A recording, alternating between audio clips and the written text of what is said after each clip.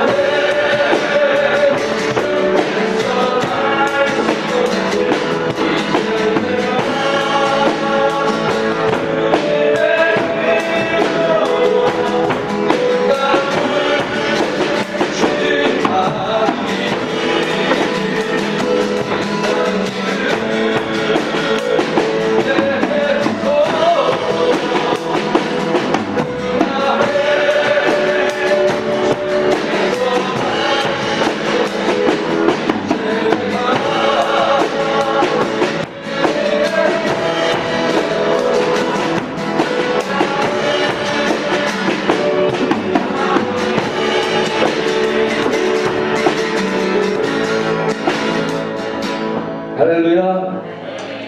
하나님께서 우리에게 어떤 산지를 주셨습니까?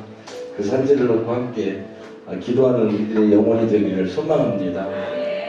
대학교 때 내 친구가 잘난 척하는 친구가 있었어요. 불렀습니다. 그 친구 이름이 오병성. 그래갖고 너 잠깐 따라 나와봐 하고 왜 이렇게 잘났냐 이렇게 왜 때마다 너 이렇게 잘난 척을 이렇게 많이 하냐 하니까 걔가 그랬습니다. 한마디 나 여기 있을 사람이 아니야 그러더라고요. 결국은 이제 걔는 뭐 결혼도 다 정해져 있고 뭐 인천 동산 감리교회 뭐 거기 목사님이 그 협성시간도 이사더라고요. 그래서 결국은 졸업하자마자 거기 가서 목회를 지금 이제 개척을 해서 뭐 잘 하더라고요. 우리의 아버지는 누구십니까? 하나님입니다. 우리는 여기 있을 사람이 아닙니다. 저 천국을 향한 소망과 기쁨으로 하루하루를 승리하는 우리들의 믿음이 있기를 소망합니다. 예수 우리 왕이여 우리 아버지를 찬양합니다.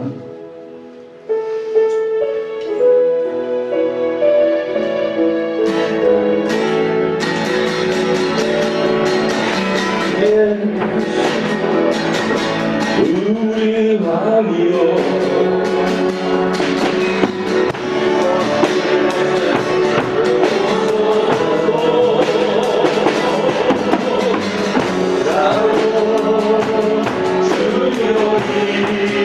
주여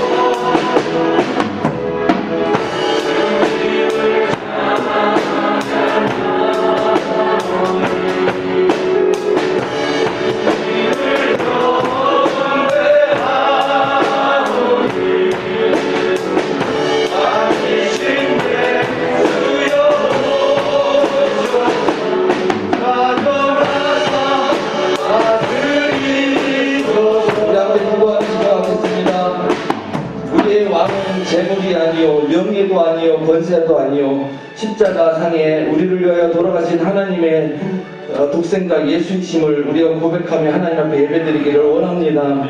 우리가 날마다 주님 앞에 가까이 가며 주님을 높여드리며 날마다 찬양하는 삶을 살 수 있기를 소망합니다.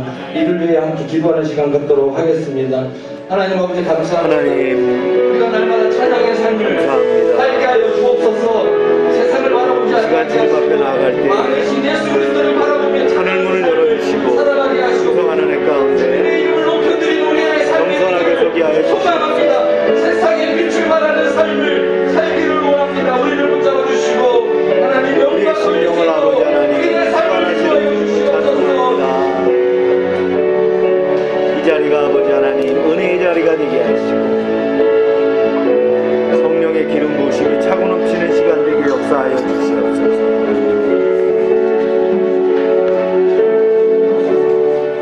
주님 기름 부어 주시옵소서.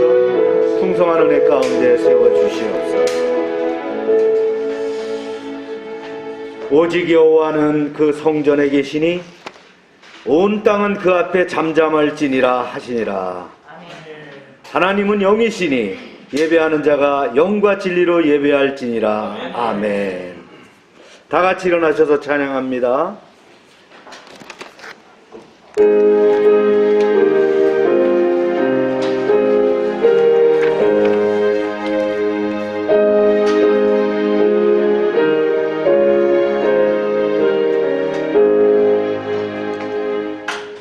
만복의 근원 하나님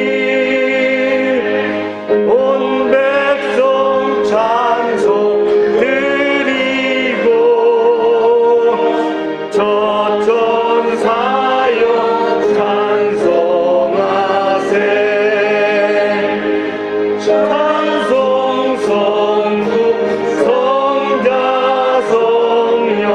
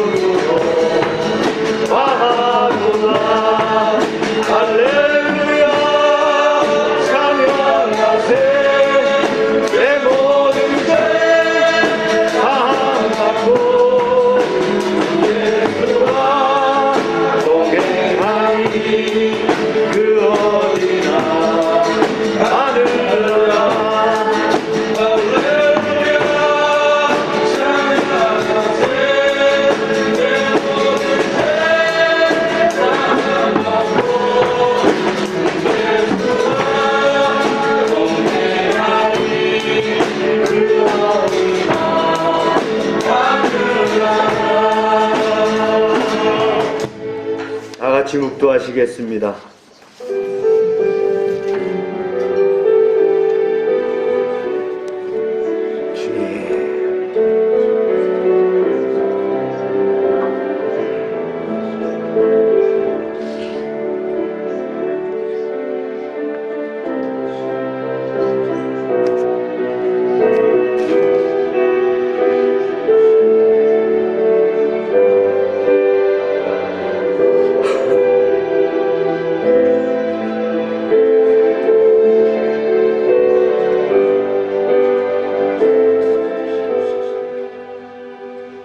여호와께서 내 음성과 내 간구를 들으심으로 내가 그를 사랑하는도다. 그의 귀를 내게 기울이셨으므로 내가 평생에 기도하리로다.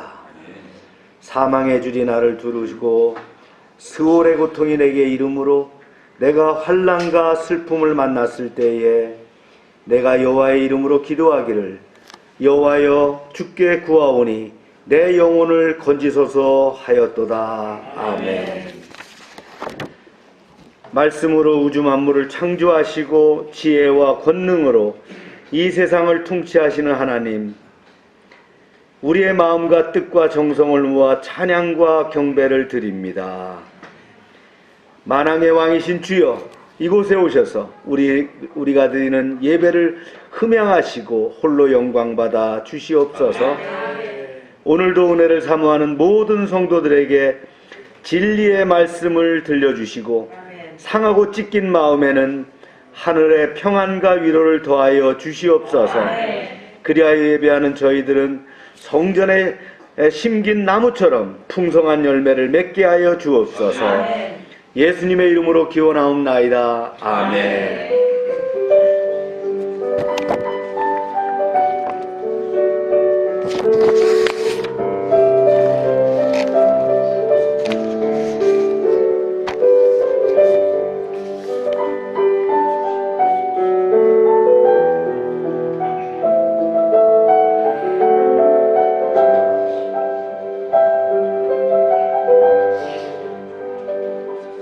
전능하사 천지를 만드신 하나님 아버지를 내가 믿사오며 그 외아들 우리 주 예수 그리스도를 믿사오니 이는 성령으로 잉태하사 동정녀 마리게 나시고 본디오 빌라도에게 고난을 받으사 십자가에 못 박혀 죽으시고 장사한 지 사흘 만에 죽은 자 가운데서 다시 살아나시며 하늘에 오르사 전능하신 하나님 우편에 앉아 계시다가 저리로서 산 자와 죽은 자를 심판하러 오시리라. 성령을 믿사오며 거룩한 공회와 성도가 서로 교통하는 것과 죄를 사해 주시는 것과 몸이 다시 사는 것과 영원히 사는 것을 믿사옵나이다. 아멘. 다 같이 앉으시기 바랍니다.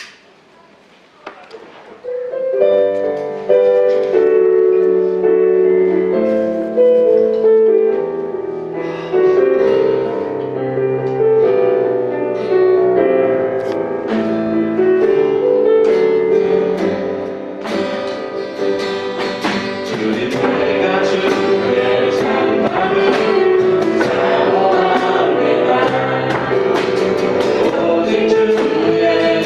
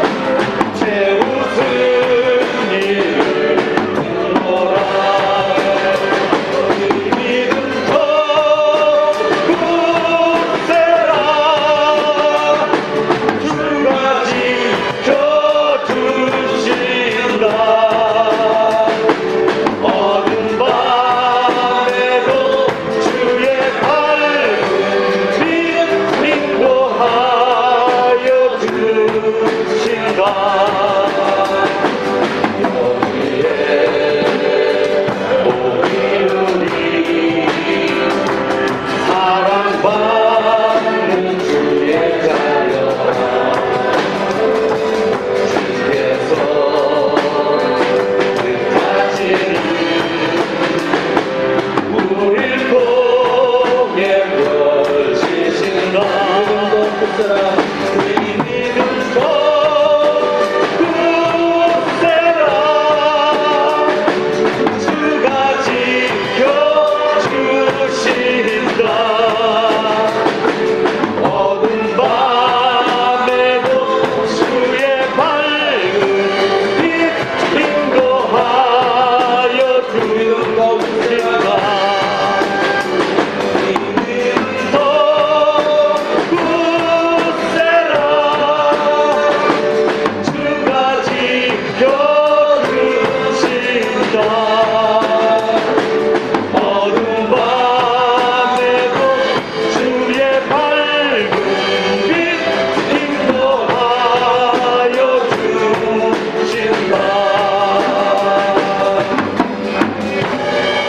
이 시간 우리 기도합시다. 여러분, 코로나가 두렵습니까? 앞으로 있을 미래가 불확실합니까? 더 믿음 굳세게 가지시길 바랍니다. 여기에 모여있는 우리를 통해서 하나님은 하나님의 뜻을 이뤄나가실 줄로 믿습니다. 주여 한번 부르짖고 기도합니다. 주여. 아버지 하나님, 코로나 팬데믹 가운데 우리를 지켜주심을 감사합니다. 극복할 수 있는 믿음을 도와여 주시옵소서. 이제 하나님, 열방을 통한 하나님의 뜻을 이뤄나가길 원합니다. 열방교회와 속한 사역과 저들의 가정과 저들의 기업과 저들의 아버지 삶을 지켜주시고 우리의 자녀들을 축복하시고 인도하여 주시길 원합니다. 이제 하나님, 견실한 믿음으로 주님만 바라보게 하시고 이 세상 어려움을 돌파하고 나갈 때에 하늘의 신령한 복과 땅의 기름진 복을 예비할 줄로 믿사오니 주여 함께하여 주시옵소서. 주여 함께하여 주시옵소서. 주님 부르짖을 때에 문제가 해결될 줄로 믿습니다. 기도할 때에 아버지 하나님, 감당치 못할 시험을 해결해 주시고 주께서 함께 하시는 풍성한 은혜가 예비된 줄로 믿사오니 주님 함께 하소서. 내가 주님을 사랑하나이다. 주님 영광 받으시옵소서. 주님은 내 아버지시니이다. 할렐루야.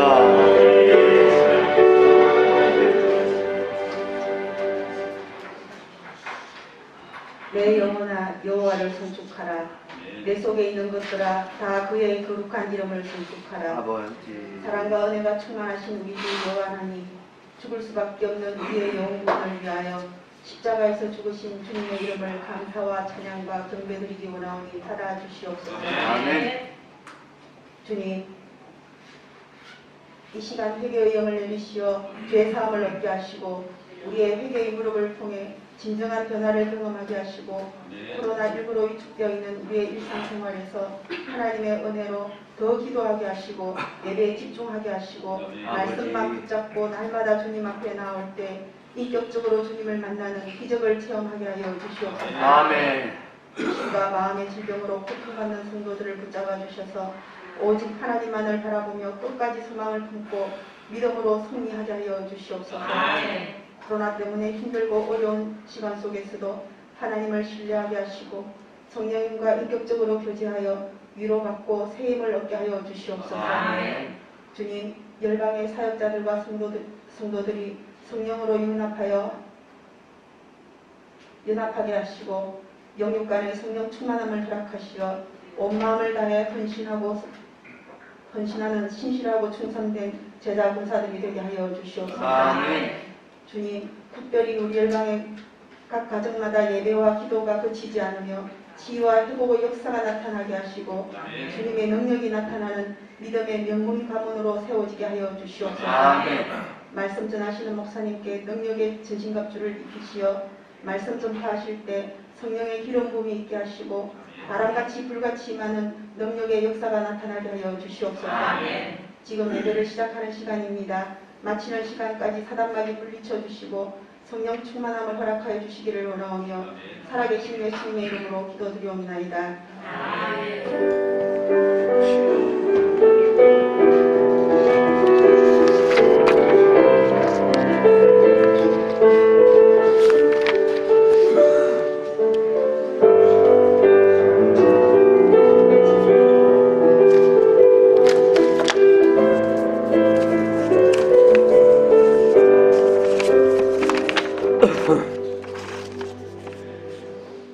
시간입니다. 네. 사회적 거리두기가 대전 지역이 2단계가 다음 주까지 연장됐습니다. 각별히 조심해 주시고 우리가 철저하게 방역할 때에 어려움으로부터 벗어날 줄로 믿습니다. 가정예배, 여러분들 편한 시간에 가정예배, 저녁 시간들이 좋겠죠. 잘 드려주시기 바랍니다.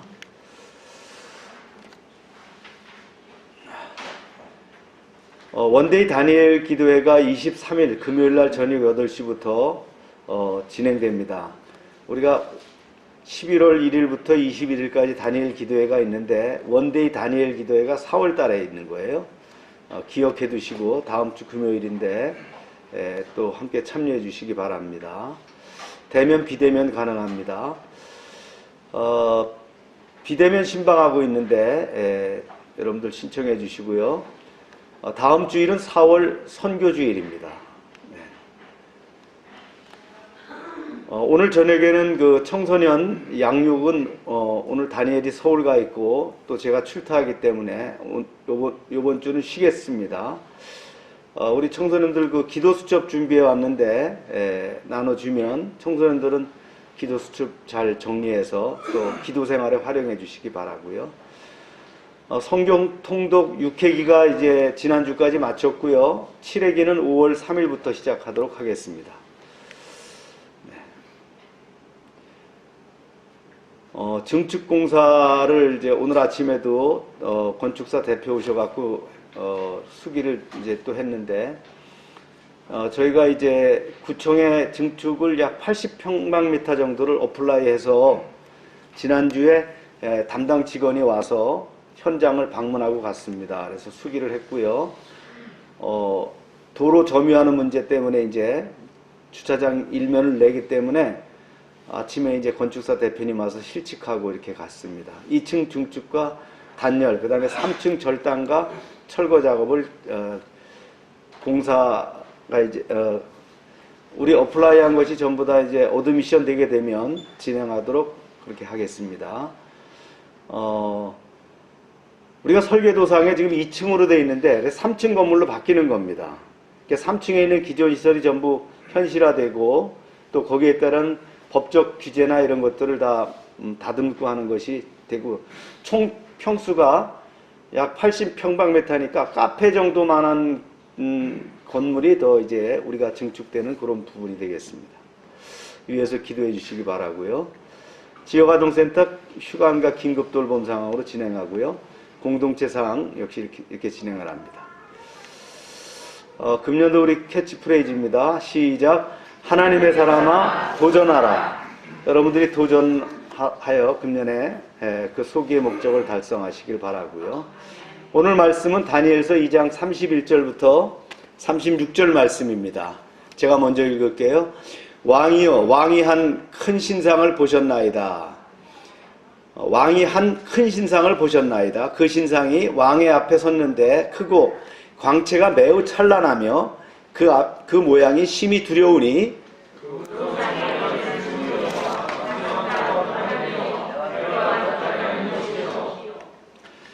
그 종아리는 새요 그 발은 얼마는 새요 얼마는 진흙이었나이다.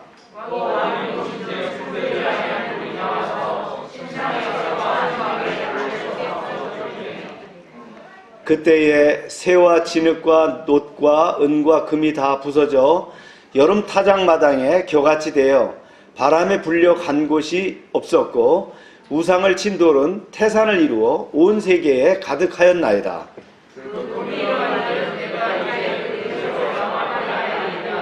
아멘. 네. 다 같이 기도하겠습니다. 하나님 아버지, 오늘 다니엘서 말씀을 연속해서 듣습니다. 이 시간 들을 수 있는 길을 열어주시고 말씀 가운데 반응하게 하시되 육의 양식을 넘어서서 영의 양식이 되게 하여 주시옵소서. 예수님의 이름으로 기도합니다. 아멘.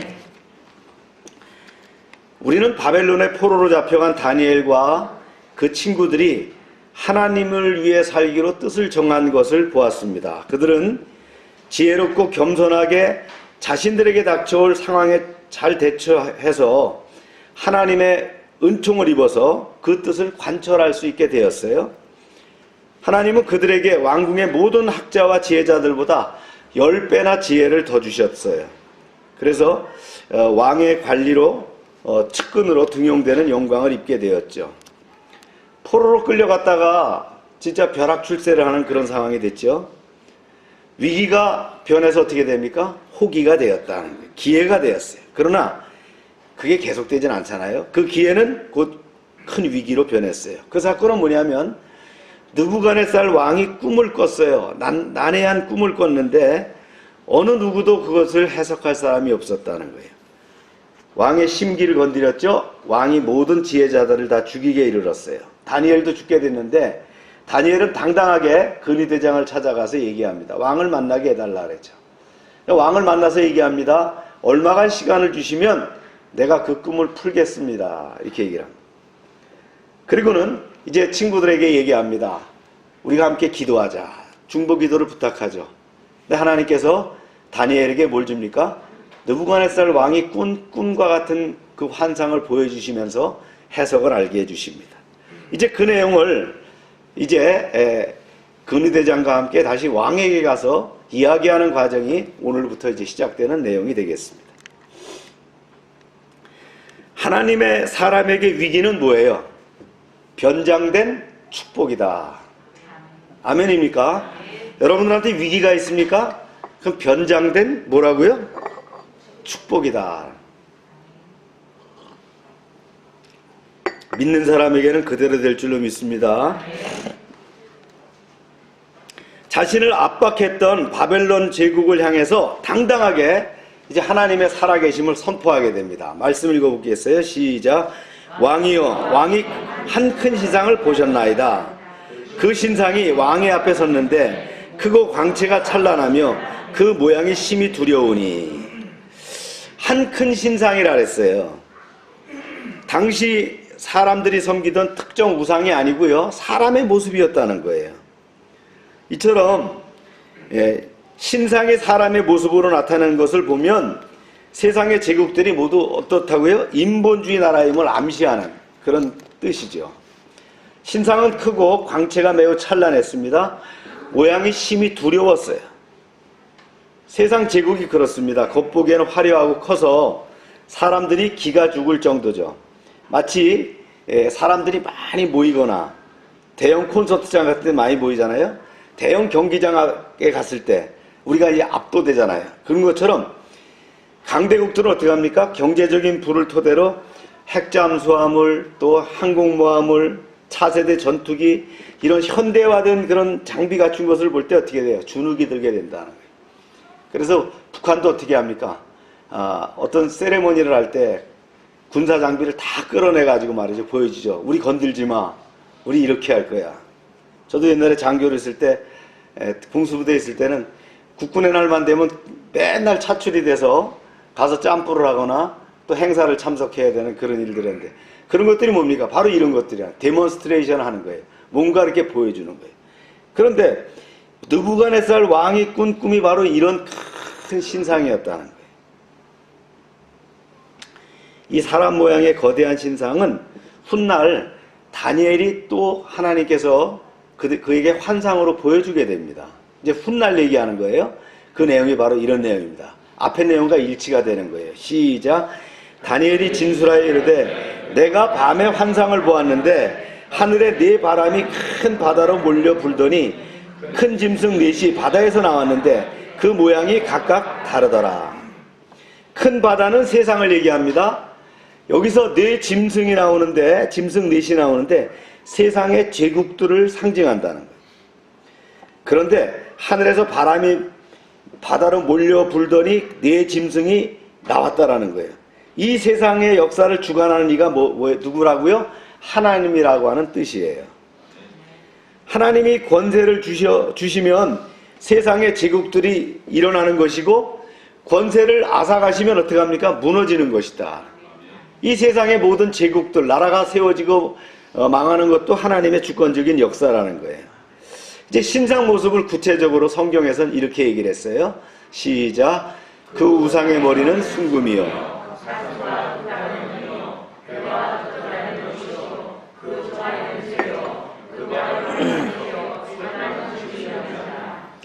자, 위에서부터 보면 머리는 금이요, 그 다음에 밑에는 재료가 은이요, 또 밑에는 노시요, 그 밑에는 새여 진흙이요. 점점 시간이, 역사적인 시간이 흐를수록 세상의 제국들이 어떻게 합니까? 탁월해지는 것이 아니라 안 좋아지고 있더라라는 거예요. 먼저 이제 순금으로 된 머리는 바벨론 제국을 상징합니다. 주전 612년부터 539년까지 세계를 제패했던 바벨론 제국은 금으로 표현될 정도로 고대 문명에 뛰어난 그런 나라였어요. 역사 기록에 의하면 바벨론은 광대한 평야에 있는 사각형의 대도시였어요.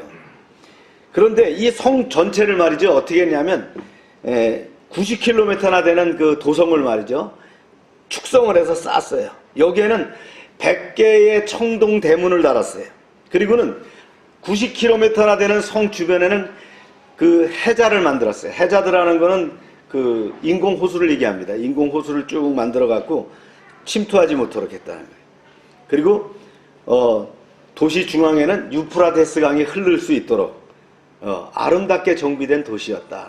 이 바벨론 제국이 얼마나 대단합니까? 이 지점이 이스라엘이에요. 요 지점이 이스라엘이에요. 여기 있잖아요. 요게 이스라엘이에요. 이게 레바논이고. 그러니까 거기까지니까 얼마나 큰 나라예요. 이렇게 엄청난 나라를 만들었다. 누가 만들었어요? 느부갓네살이 만들었다는 거예요. 더욱이 이 바벨론 문명은요, 뛰어난 것 중에 하나가 뭐냐면 하무라비 법전이에요. 오늘 이제 네 나라를 얘기하면서 여러분들한테 역사 공부를 좀 시킬 거예요.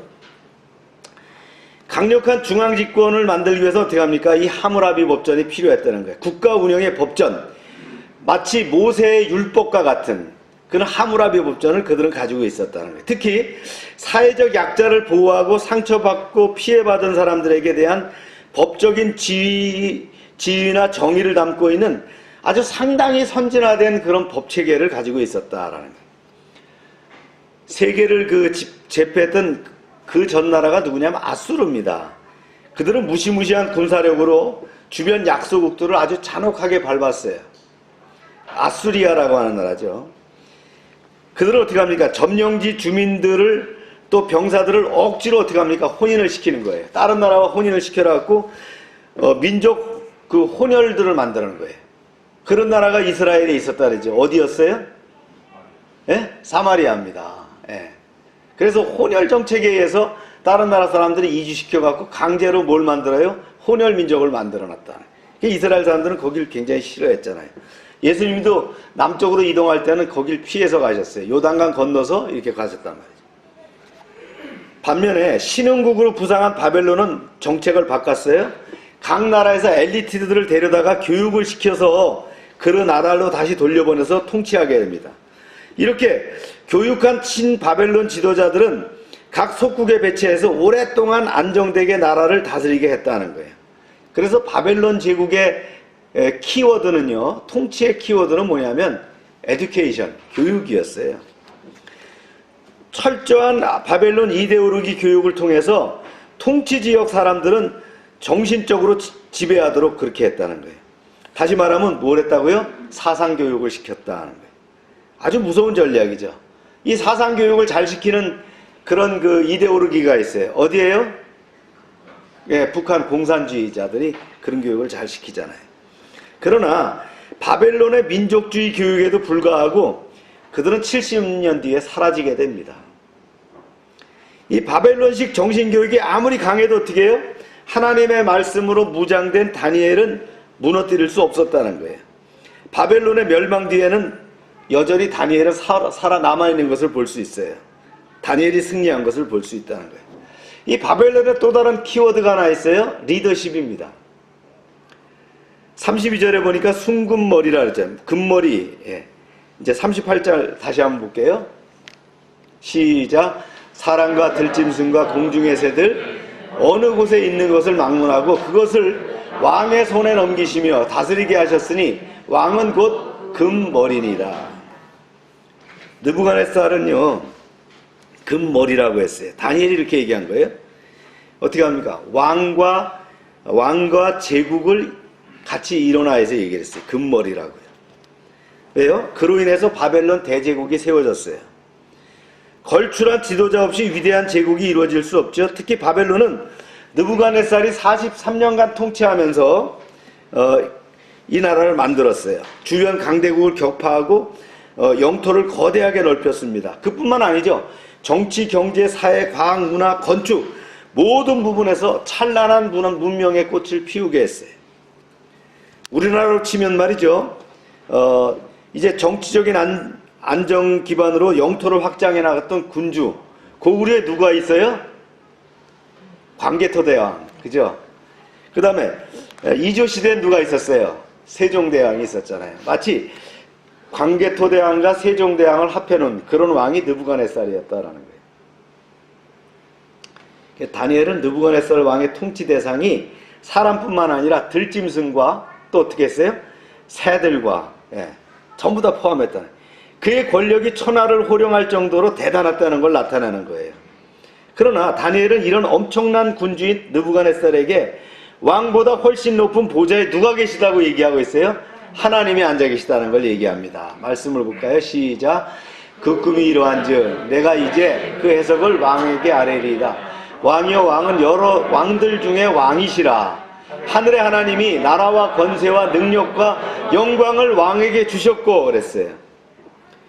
이거 다 누가 줬다는 거예요? 하나님이 주셨다는 거예요. 그런데 이제 어떤 상황이 생겼어요? 느부갓네살에 있던 지도력과 느부갓네살의 리더십을 통해서 이 나라가 이제 강성하게 세워졌지만 그가 사라지고 나니까 어떻게 해요? 그 나라 조직이 견뎌나지를 못하고 쇠퇴하게 됐다라는 거예요.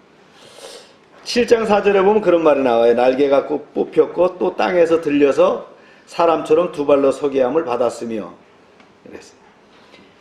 바벨론의 급격한 쇠락을 예언하고 있는 거예요. 그토록 찬란했던 바벨론이 몇 년 만에 망했다고요? 70년 만에 망했다라는 거예요. 이게 바벨론입니다. 이 바벨론은 지금으로 말하면 어디입니까? 이라크입니다. 이라크. 그래서 후세인이 누구를 따라서 하려고 그랬어요? 느부갓네살을 따라서 하려고 했다는 거죠. 그러다가 미국의 제재를 받아갖고 결국은 그 나라가 이제 쇠퇴하게 되고 후세인이 제거되게 됐죠. 자, 두 번째 성경에서 얘기하는 나라는 은으로 된 가슴과 두 팔은 메데와 페르시아 제국을 상징합니다. 이 페르시아는 바벨론의 뒤를 이어서요. 주전 539년부터 330년까지 약 200년 동안 세계를 제패했던 나라입니다. 이제 보면 이 페르시아 제국이에요. 아까보다 더 커졌어요. 그죠? 페르시아는 지금 말하면 주체가 어디예요? 이란입니다. 이란.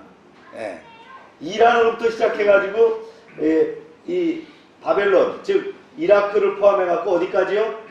쭉 나가서 여기가 이제 어디라 했어요? 이스라엘이니까 아프리카까지 이렇게 포함하고요. 어디까지요?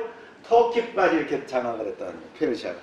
그래서 이들이 이제 터키를 장악함으로 오스만 터키, 그들이 이제 해교 국가가 되게 되는 그런 배경이 되는 거예요. 말씀을 한번 볼까요? 시작. 다른 짐승 곧 둘째는 곰과 같은데 그것이 몸 한쪽을 들었고 그 입에 이사이에는 새 갈빗대가 물렸는데 그것에게 말하는 자들이 있어 이르기를 일어나서 많은 고기를 먹으라 하였더라. 몸 한쪽을 들었다라는 말은 뭐냐면요. 원래 이 제국이 메데와 페르시아의 연합으로 이루어졌어요. 그런데 페르시아 세력이 강력해지면서 메데를 흡수해버리게 됩니다.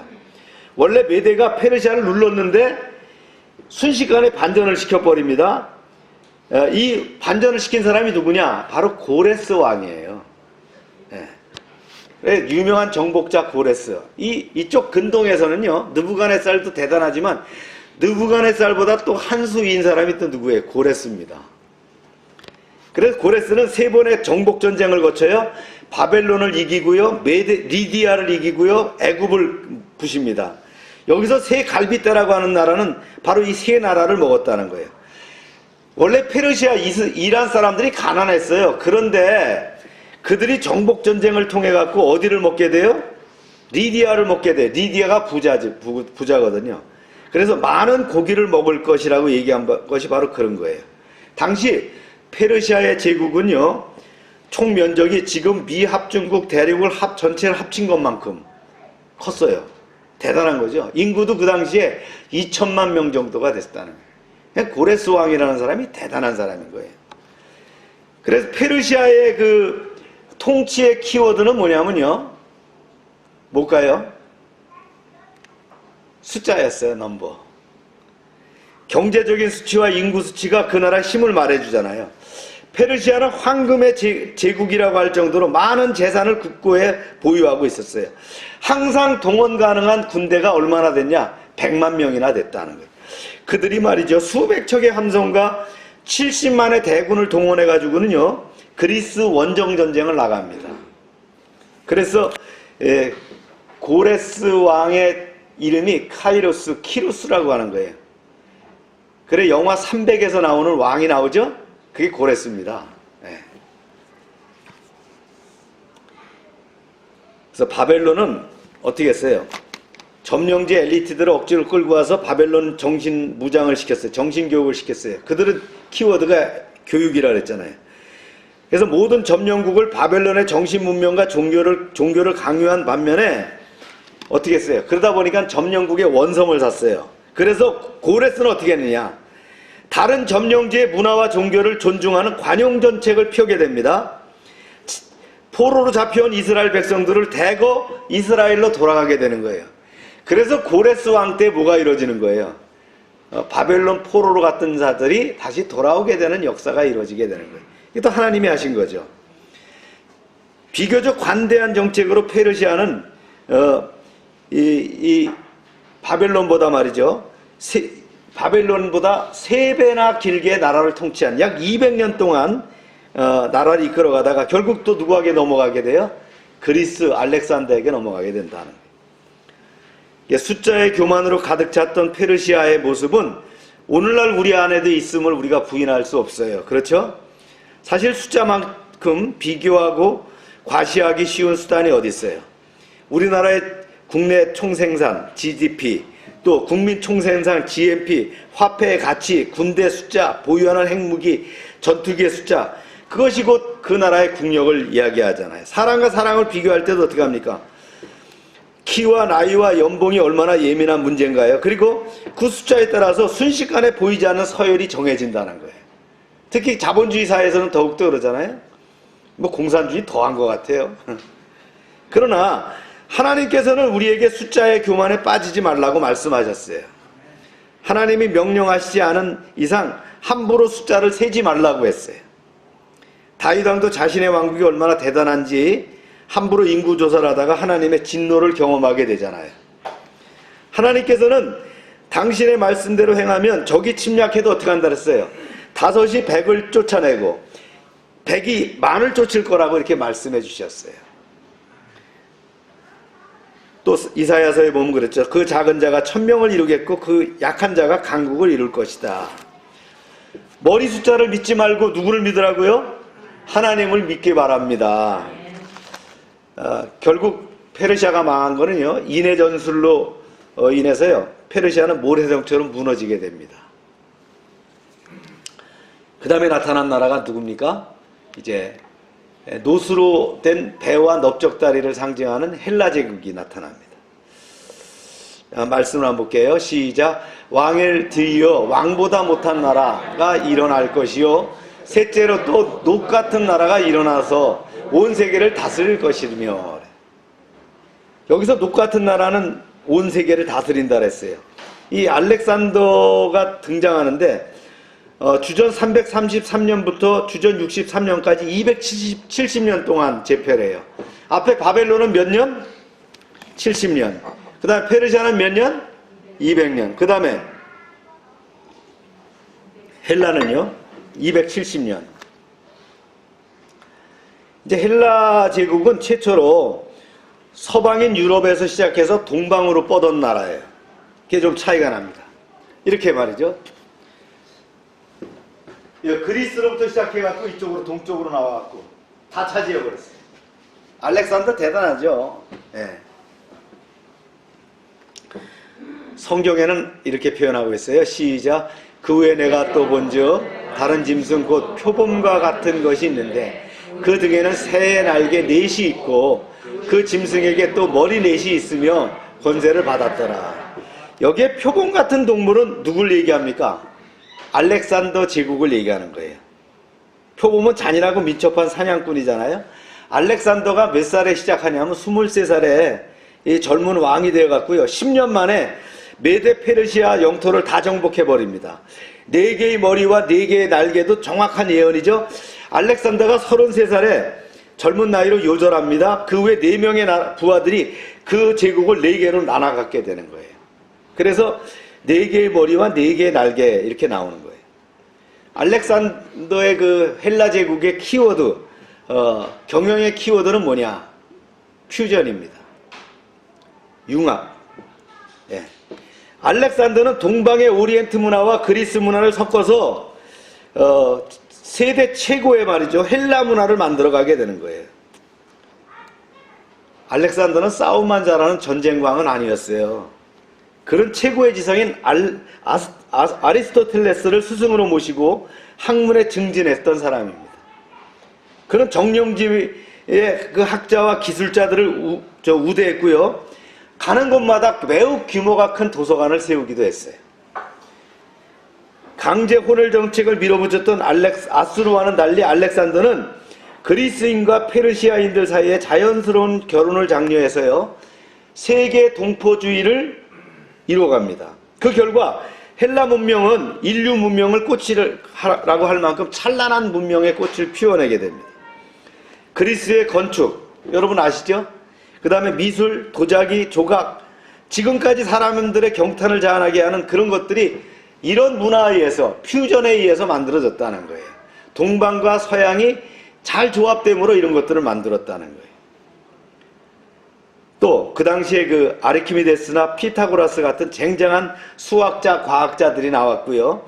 소크라테스, 플라톤, 스승은 누구라 했어요? 아리스토텔레스. 이런 철학자들이 배출됐다는 거예요. 또 헬라인들은 우상숭배 문화도 뿌리가 깊어요. 모든 정책을 결정할 때 델포스 신전에 가서 신들에게 계시를 들었죠. 아테나나 고린도 같은 대도시 곳곳에 수백 가지 종류의 우상들이 즐비했다는 거예요. 이들이 우상의 신전에서 제사를 드린 다음에 여사제들이 있어요. 그들과 음란행위를 하는 게 이게 바로 제사였어요. 그래서 바울이 거기서 나온 뭘 먹지 말라 그랬어요? 고기를 먹는 거에 대해서 언급했잖아요. 믿음이 좋은 사람은 먹어도 돼. 근데 실족시키기 위해서 나는 안 먹겠어. 이렇게 얘기했잖아요. 또한 이 몸에 장애가 있는 어린 아이들은요. 어릴 때 아예 유기해버리는 약자에 대한 배려가 없는 그런 엘리트 만능 문화를 이렇게 만들었어요. 그래서 바울은 성경에 이렇게 표현을 했습니다. 자, 보세요. 시작. 오직 부르심을 받은 자에게는 유대인이나 헬라인이나 그리스도는 하나님의 능력이요.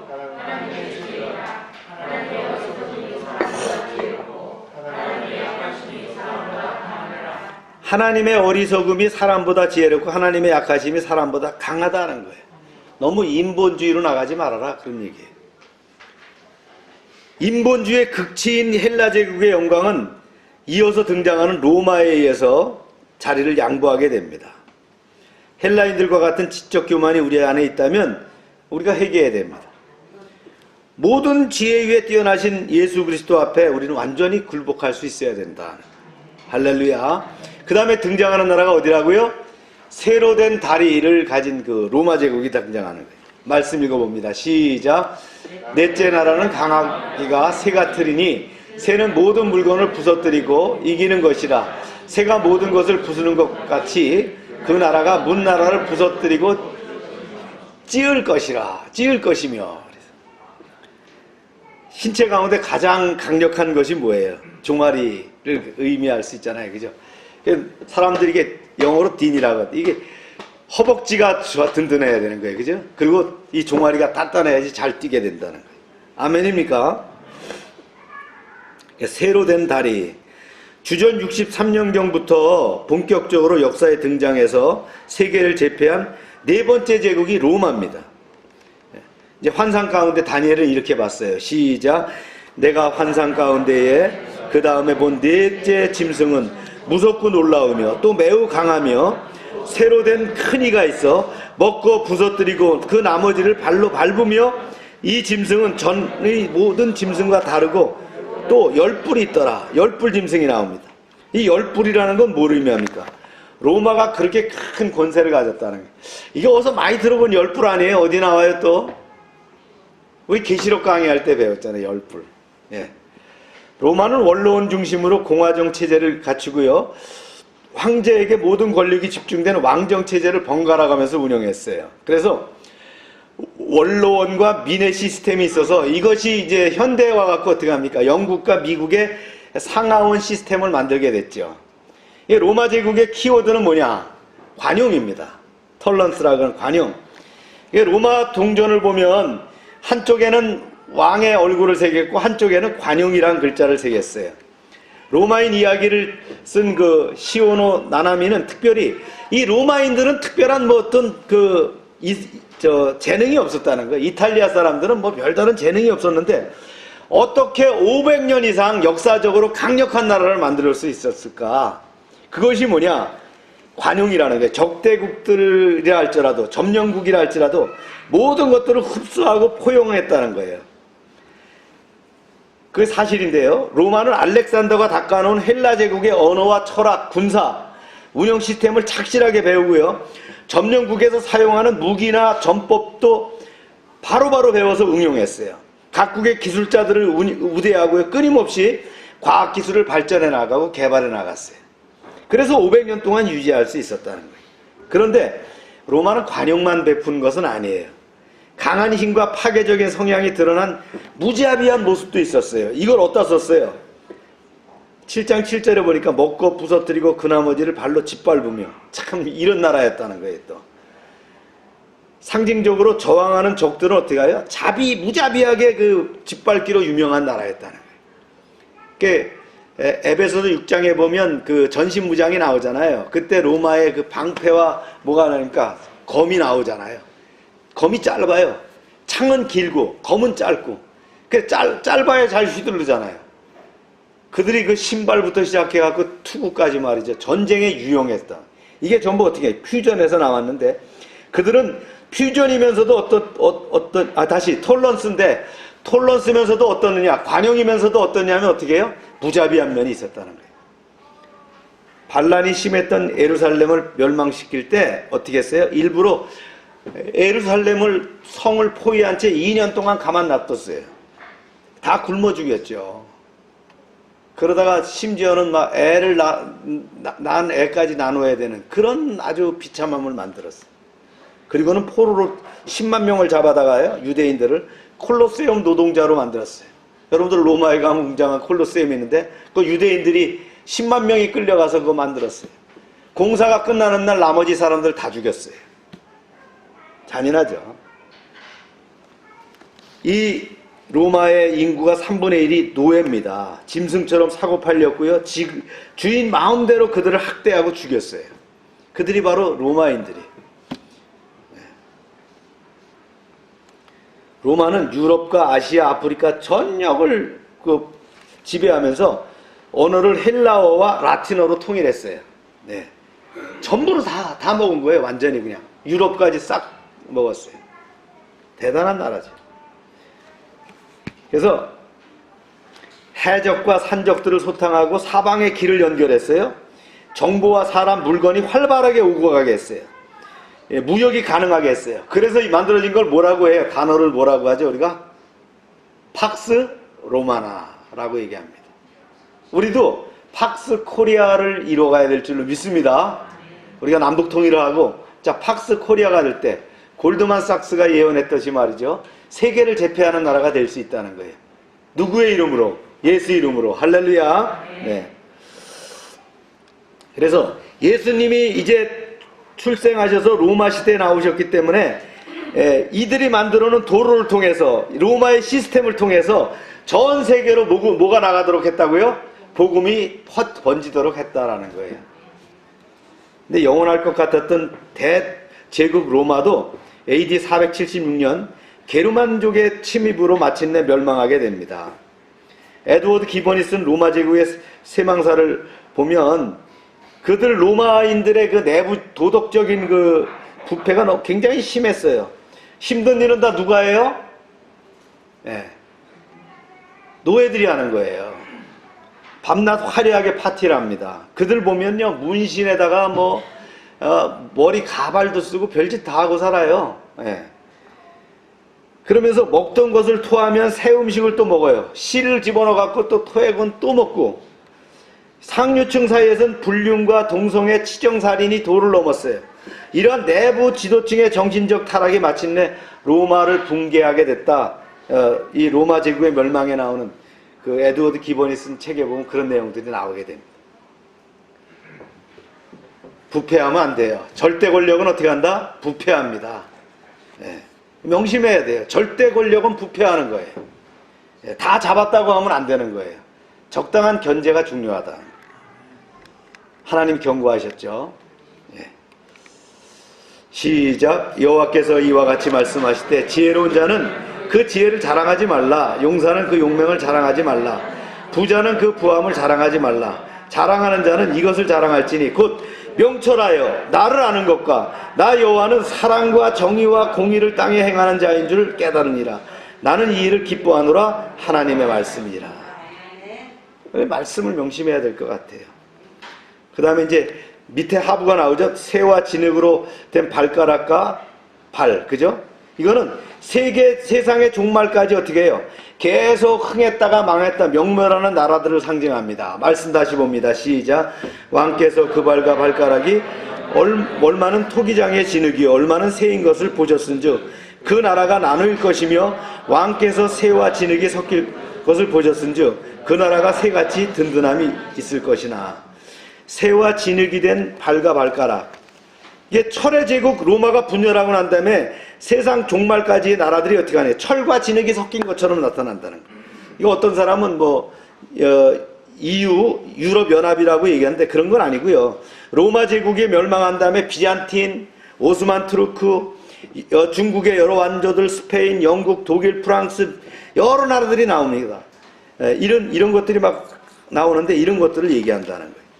42, 43절에 보면 우리는 로마 제국 이후에 세계 역사를 차지했던 나라들의 특성을 엿볼 수 있어요. 이 특성이 이렇게 나옵니다. 시작. 그 발가락 얼마는 새요 얼마는 진흙인즉.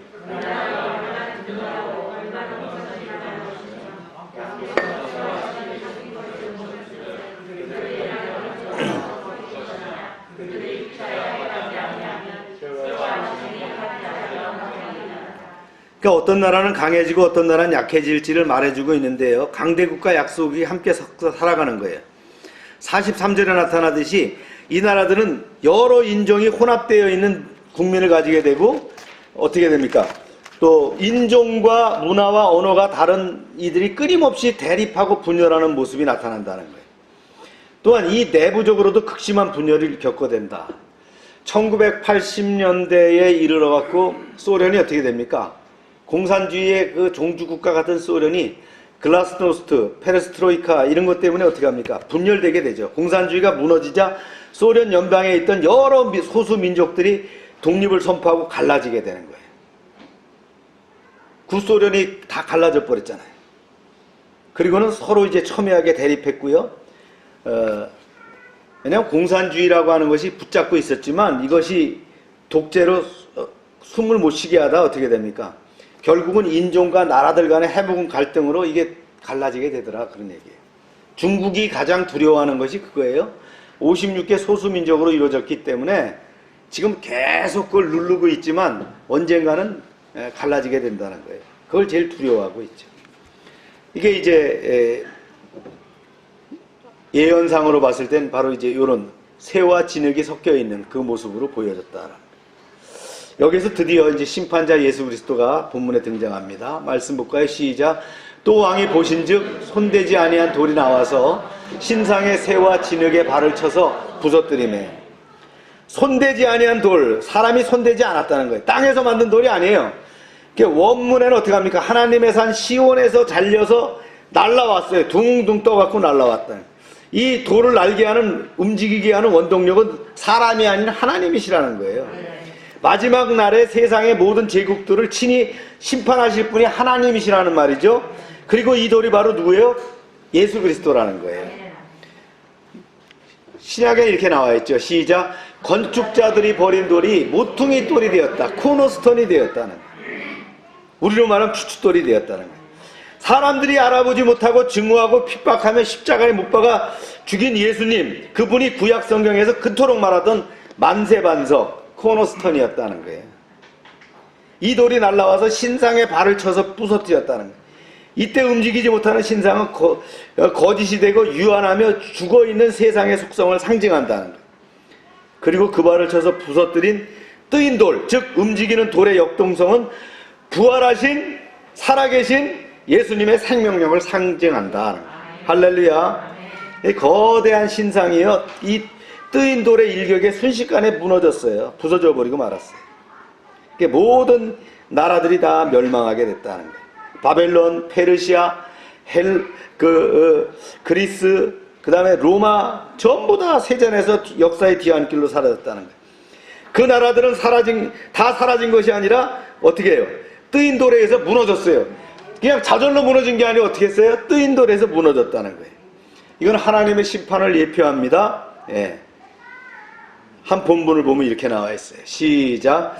이 여러 왕들의 시대에 하늘의 한 나라, 하나님이 한 나라를 세우리니 이것은 영원히 망하지 아니할 것이요 그 국권이 다른 백성에게 돌아가지 아니할 것이요 도리어 이 모든 나라를 쳐서 멸망시키고 영원히 설 것이라. 손대지 아니한 돌이 산에서 나와서 새와 녹과 진흙과 은과 금을 부서뜨릴 것을 왕께서 보신 것은 크신 하나님의 장래일을 왕께 알게 하신 것이라. 이 꿈은 참되고 이 해석은 확실하니이다.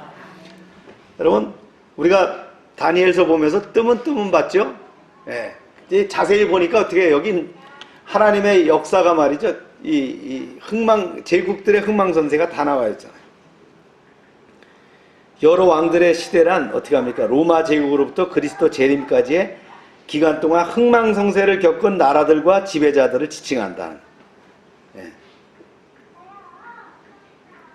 하나님의 나라는 우리가 사람들이 세운 나라와 달라요. 그죠? 우리가 세운 나라는 어떻게 해요? 영토, 주권, 국민 그랬잖아요.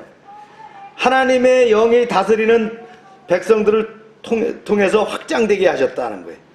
그래서 제국은 금이나 은이나 금은 은으로, 은은 노쇠로, 노쇠는 새에서 진흙으로 점점 안 좋아져요. 그러나 하나님의 나라는 어때요? 작은 베들레헴에 어떻게 합니까? 한 아이가 태어났는데 그 영향력이 점점 커집니다. 그래서 이것이 세계로 확장되게 되었다는 거예요. 땅끝까지 복음을 전하는 날이 올 때는 거예요. 그죠? 백투더 예루살렘이 생길 때 어떻게 한다 그랬어요? 재림의 역사가 이루어질 것이다. 할렐루야. 네.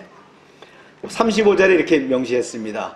그때의 새와 진흙과 녹과 은과 금이 다 부서져 여름 타작마등에 겨같이 되어 바람에 불려간 곳이 없었고 우상을 친 돌은 태산을 이루어 온 세계에 가득하나이다. 우상을 친 돌은 태산을 이루어서 온 세계에 가득할 것이다.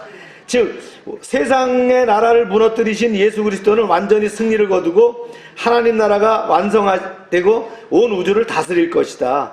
세상의 제국은 흔적도 없이 될 것이다. 온 우주에는 어린 양 예수 그리스도의 이름을 찬양하는 하나님의 백성으로 가득할 것이다. 할렐루야.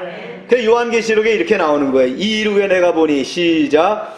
이 일 후에 내가 보니 각 나라와 족속과 백속과 방언에서 아무도 능히 셀 수 없는 큰 무리가 나와 흰옷을 입고 손에 종려가지를 들고 보좌 앞과 어린 양 앞에서 서서 큰 소리를 외쳐 이르되 구원하심이 보좌에 앉으신 우리 하나님과 어린 양께 있도다 하니.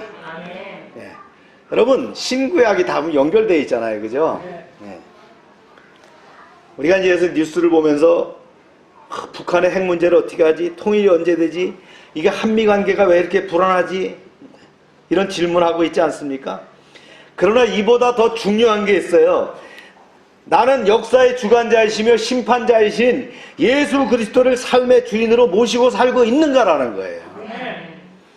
앞으로 우리 눈에 보이는 나라들은 다 사라질 것이다. 오직 하나님 나라만 남게 된다는 거예요. 예.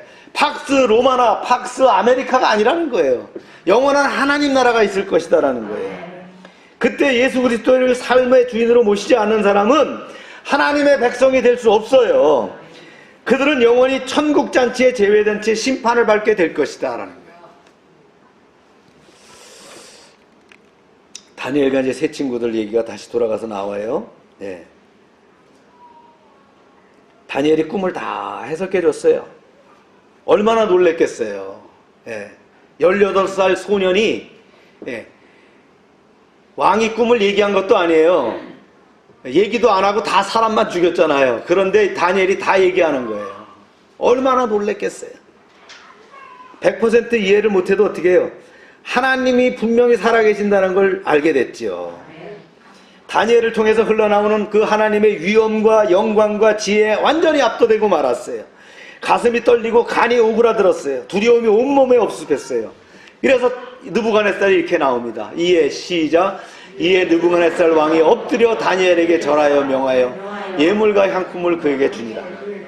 아니, 권력자 느부갓네살, 진짜 하늘에 나는 새도 떨어뜨리고요, 그 이름만 들어도 우는 아이도 울음을 뚝 치는 느부갓네살 왕이 갑자기 왕좌에서 내려와서 누구한테요? 다니엘 앞에 무릎을 꿇었다는 거예요. 엎드려 절을 했다는 거예요.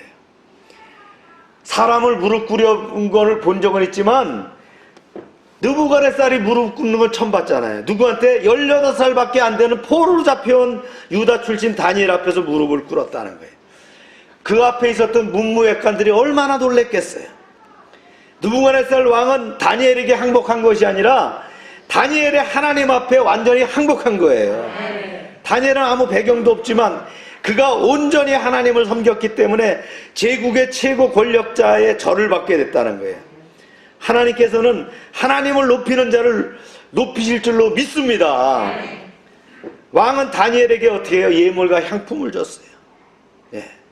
이것이 뭐예요? 정복당한 왕이 정복한 왕에게 드리는 예식이잖아요. 계속해서 왕이 다니엘에게 얘기합니다. 이렇게 얘기했어요. 시작. 왕이 대답하여 다니엘에게 이르되 너희 하나님은 참으로 모든 신들의 신이시요 모든 왕의 주제시로다. 내가 능히 이 은밀한 것을 나타냈으니 내 하나님은 또 은밀한 것을 나타내시리로다. 모든 신들의 신, 아주 그냥 찬양을 하는 거예요. 근데 여기 가만 보면요, 모든 신들의 신이라는 건 뭐예요? 바벨론의 많은 신들 중에 신 중에 하나가 하나님이라는 거예요. 그러니까 믿음이 없으면 하나님을 하나님으로 알지 못한다는 거예요. 그래서 예수님이 나의 왕이시오 구원자라고 믿는 자가 구원을 받는다는 거예요. 인도 사람들도 어떻게 합니까? 믿으시라고 하면 다 믿는다는 거예요. 자기네 수만 개의 신 중에서 하나가 예수 그리스도라고 생각하는 거예요. 그게 아니잖아요. 나중에 이제 여러분들도 이제 우리 말씀을 통해서 배우게 되는데, 그가 교만해지니까요, 또 신상을 딱 만들어 놓고 거기다 절하라 그러는 거예요. 예, 사람은 그래요.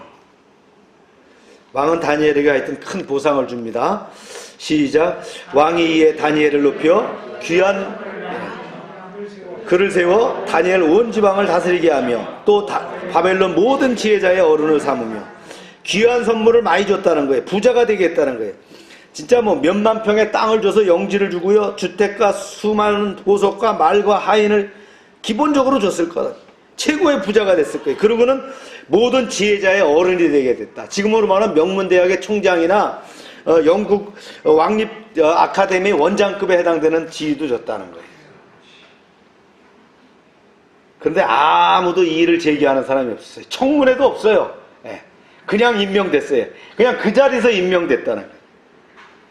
아마도 왕의 꿈을 해석한 사건으로 인해, 꿈을 해석하지 못한 사건으로 바벨론의 그 원로들이 많이 죽었기 때문에 빈자리가 많았을 거예요. 또한 그들이 다니엘로 인해서 죽지 않고 살았기 때문에 생명의 은혜로 생각하고 복종할 수 있었다는 거예요. 그야말로 폭풍으로 인해서 다니엘은 목적지에 빨리 가게 됐다는 거예요. 여러분, 폭풍이 온다고 두려워하지 마세요. 목적지에 빨리 갈 줄로 믿습니다. 위기가 어떻게 돼요? 호기가 될 줄로 믿습니다. 그에게 이제 다니엘에게 막강한 권력이 주어졌어요. 바벨론의 온 지방을 다스리게 됐다. 이제 국무총리가 됐다 그런 얘기예요. 대단한 사건이 생겼죠. 이게 뭐예요? 하나님의 섭리 역사다. 다니엘을 세우시기 위해서 이런 사건이 일어난 줄로 믿습니다. 하나님은요 늘 세상을 그렇게 변화시킵니다. 누구를 중심으로? 우리를 중심으로, 믿는 나를 중심으로 이 세상을 이뤘다는 거예요. 아멘입니까? 이제 친구들도 또 세우죠. 시작. 왕이 또 다니엘의 요구대로 사드락과 메삭과 아벳느고를 세워 바벨론 지방의 일을 다스리게 하였고, 다니엘은 왕궁에 있었더라. 거기 당시는 많은 그 지방 장관을 뒀어요. 가장 요직에다 누굴 줬다? 친구인 사드락과 메삭과 아벳느고를 갖다 세웠을 것이다. 이제 중앙에서는 다니엘이 탄탄한 국정을 운영해 나갔다. 믿음의 동역자들을 세우게 됐다는 거예요. 참 이런 믿음의 동역자들이 대단하죠. 좋은 거예요. 그죠? 두 사람이 한 사람보다 나오면 그들의 수고함으로 좋은 상을 얻을 것임이라. 혹시 그들이 넘어지면 하나가 그 동물을 붙들어 일으키려니와 홀로 있어 넘어지고 붙들어 일으킬 자가 없는 자에게는 화가 있으리라. 두 사람이 함께 놓으면 따뜻하거니와 한 사람이면 어찌 따뜻하랴? 한 사람이면 패하겠거니와 두 사람이면 맞설 수 있나니 세 겹줄은 쉽게 끊어지지 아니하니라. 할렐루야. 여러분 이런 동역자들이 세워나가야 될 줄로 믿습니다. 네. 여러분 누가 가까운 친구입니까? 네. 여러분 주변에 있는 사람이 가까운 사람입니다. 근데 우리는 어떻게 해요? 가까운 사람은 자꾸 대적해요. 흠을 보고 자꾸 가까운 사람을 넘어뜨려요. 가까이 있는 사람을 여러분 어떻게 합니까? 이렇게 세 겹줄로 만들어 가야 된다는, 그게 세상을 살아가는 원리다는 거예요. 아멘입니까? 이 다니엘과 세 친구, 다니엘만 보내지 않으시고 세 친구를 보내셨어요. 예. 하나님을 믿는 신앙으로 하나 되게 하셨고 거룩한 팀워크를 이루게 하셨어요. 그래서 살벌한 바벨론 왕궁에서도 승리하며 살 수 있도록 했다는 거예요. 할렐루야. 네. 느부갓네살 왕이 큰 신상 꿈은 뭐를 의미하는 거예요?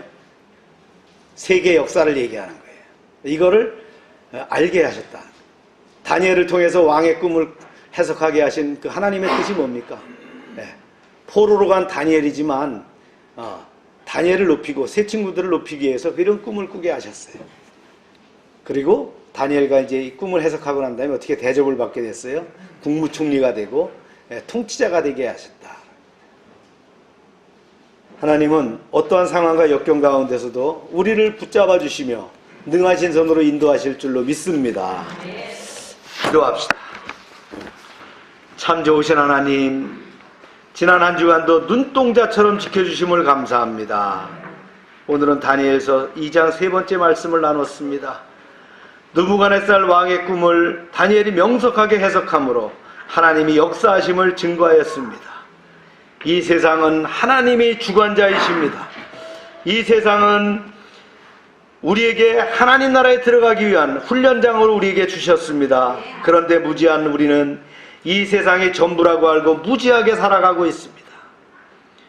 우리가 오늘 말씀을 통해서 하나님의 인도하심과 섭리와 은혜 가운데 사는 겸손함을 가지게 하여 주시옵소서. 세상을 두려워하지 않게 하시고 불확실한 미래를 겁내지 않게 하시며 사람과 재물 앞에 당당한 인생이 되게 하여 주시옵소서. 또한 다니엘처럼 하나님의 은혜를 찬양하는 겸손한 예배자로 살게 하여 주시옵소서. 우리는 세상에 살지만 결코 세상에 속한 사람이 아닙니다. 말씀과 기도를 통해 영적 비밀과 하나님의 계시를 듣는 존재임을 확신하고 상황에 휘둘리지 않고 주도하는 영적인 권세를 주시옵소서. 이 건물에 증축 신고를 했습니다. 계획대로 승인되고 착공되게 하시고 안전하게 공사가 진행되게 하며 경비 등 모든 여건이 이루어지게 하여 주시옵소서. 코로나19 확산이 우려되지만 조심하고 안전하게 하시고 우리의 사업과 가정과 자녀들을 지켜 주시옵소서. 코로나 상황에서도 우리의 사역이 활발하게 진행되게 하시고 성령님 함께 하셔서 과정과 사업장이 복되게 하여 주시옵소서. 코로나로 신앙이 방해받지 않게 하시며 2021년도 우리가 이제 목표 가운데 하나님의 도우심이 함께하게 하여 주시옵소서. 이 찬란한 봄을 누리게 하시고 영적인 생명의 꽃이 피는 계절이 되게 하여 주시옵소서. 예수님의 이름으로 기도합니다. 아멘. 다 같이 일어나셔서 찬송 드립니다. 1절 3절 부릅니다.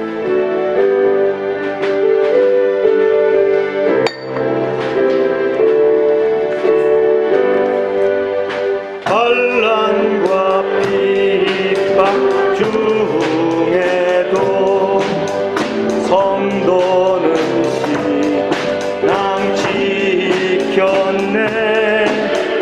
이 신앙 생각할 때에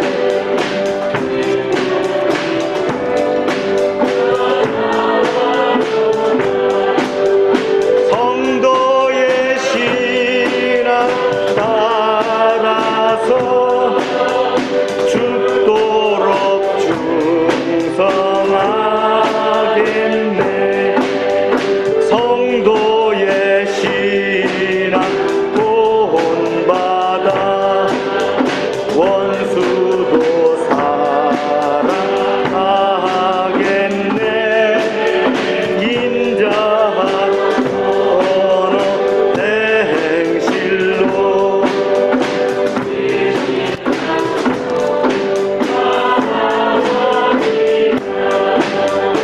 성도의 신앙 따라서 죽도록 충성하겠네. 아멘.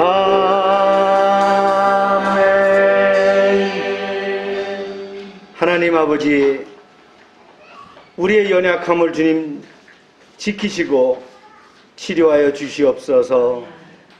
우리의 질병을, 우리의 약함을 주님께 의탁하오니 능하신 손으로 안수하시고 치료하여 주시옵소서. 예수 이름으로 명령하노니 모든 질병은 떠나갈지어다. 병의 근원은 마르고 깨끗함을 입을지어다. 더럽고 추한 귀신은 예수 이름으로 명령하노니 떠나가라. 떠나가고 깨끗함을 입을지어다. 날마다 넘치게 하시는 하나님 아버지 은혜 감사드리며 저희들에게 주신 것을 구별하여 아버지 하나님께 드립니다. 약속의 말씀대로 10의 1조를 드릴 때 저들의 가정과 사업장에 복을 쌓을 곳이 없도록 채워 주시옵소서. 황충을 금하여 주시옵소서. 저들의 기업이 아름답게 하여 주시옵소서. 시와 양식으로 구별하여 주정헌금, 감사헌금, 약정헌금, 선경금을 드립니다. 100배로 응답받게 하여 주시옵소서.